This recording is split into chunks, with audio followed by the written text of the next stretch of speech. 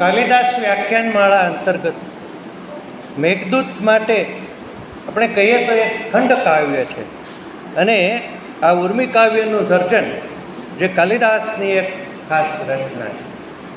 કાલિદાસે આ કાવ્યની અંદર 120 શ્લોકો આપ્યા છે. પોતાના સ્વામીએ સોંપેલ ફરજમાંથી ચ્યુત થવાને લીધે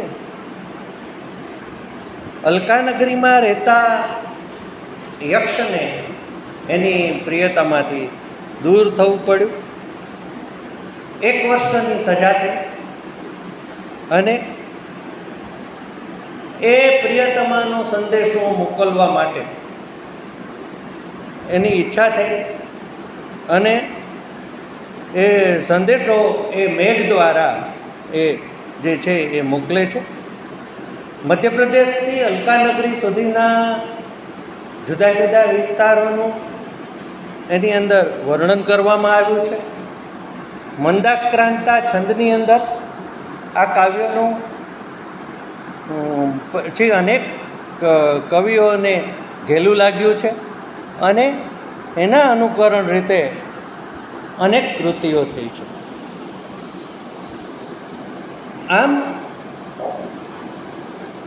એ જે મેઘદૂત છે એ એક પ્રિયજનના વિયોગ માટે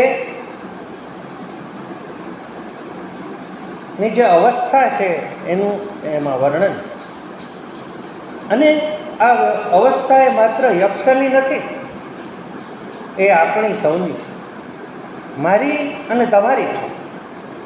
તો આમ જો કાલિદાસે માત્ર મેઘદૂતનું જ સર્જન કર્યું હોય અને બીજા કાંઈ સર્જન ન કર્યું હોત તો પણ કાલિદાસ એટલા જ લોકપ્રિય થઈ શક્યા હોત.